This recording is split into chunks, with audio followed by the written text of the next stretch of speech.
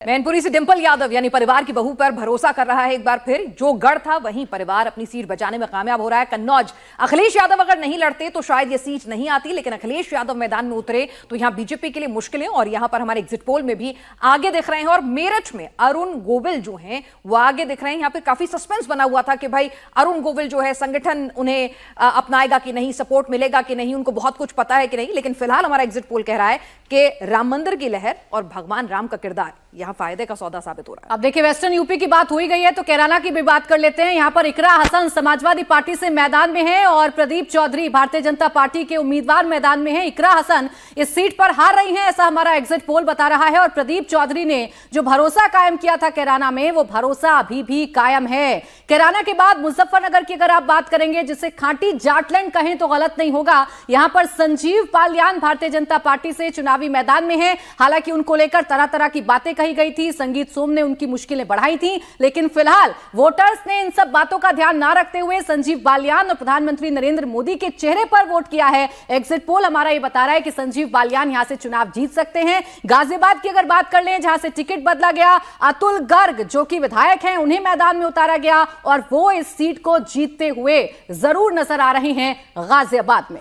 और ऐसी एक बड़ी सुरक्षित सीट है गौतम बुद्ध नगर भी। देखिए, शहरी आबादी है और ऐसा कहा जाता है, भविष्य अगर मैं गलत नहीं हूं, जो शहरी आबादी है वो बीजेपी के साथ खड़ी हुई नजर आती है। फिर अब चाहे गाजियाबाद की बात कर ले, गौतम बुद्ध नगर की बात कर ले, बीजेपी के महेश शर्मा यहाँ से आगे दिखाई दे रहे हैं, उधर अतुल गर्ग आगे दिखाई दे रहे हैं।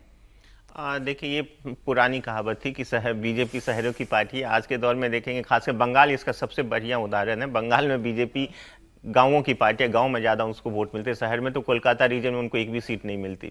तो ये पुराना उदाहरण था। आज के दौर में बीजेपी गांव से लेके हर जगह अच्छा परफॉर्म करती आई है और शायद इसीलिए देखेंगे जब वोट परसेंटेज डाउन हुआ तब भी बीजेपी को बहुत ज़्यादा नुकसान होता हुआ नहीं दिख रहा है। खैर, इस सीट पर आते देखिए, महेश शर्मा कोविड के टाइम में उनका देखा गया था, बहुत अच्छा काम कर रहे थे और वो दौर लोगों को याद था। तो इस सीट पर वैसे भी बहुत ज़्यादा प्रॉब्लम है नहीं, हर चीज़ें बीजेपी के फेवर में है।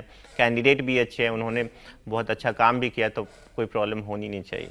चलिए अब बात कर लेते हैं उस हाई प्रोफाइल सीट अमेठी की, जहां से अंत तक लगता रहा राहुल आएंगे, प्रियंका आएंगी, रॉबर्ट आएंगे, लेकिन आए केएल शर्मा।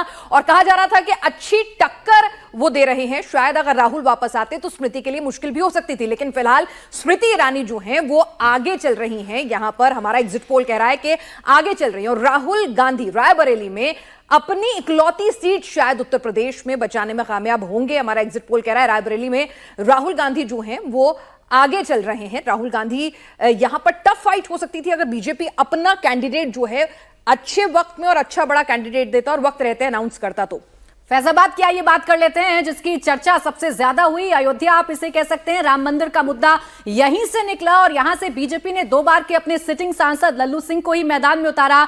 हालांकि यहां भी माना जा रहा था कि कोई नया चेहरा बीजेपी दे सकती है, लेकिन लल्लू सिंह पर ही यकीन किया और यह सीट बीजेपी निकाल रही है, यानी कि यह सीट भारतीय जनता पार्टी जीत सकती है। अगली एक और सेफ सीट वाराणसी की, जहां जीत का मार्जिन देखना ज्यादा जरूरी अब लोगों को लगने लगा था, क्योंकि प्रधानमंत्री नरेंद्र मोदी का यह संसदीय क्षेत्र है। बीजेपी यहां से एक बार फिर नरेंद्र मोदी के चेहरे के साथ जा रही है। अजय राय यहां से कांग्रेस के उम्मीदवार जरूर हैं, जो एक बार जरूर पटकनी खा चुके हैं प्रधानमंत्री नरेंद्र मोदी से। अब देखना यह है कि यहां पर जीत का मार्जिन क्या होगा, क्योंकि वाराणसी में प्रधानमंत्री नरेंद्र मोदी एक बार फिर जीतते हुए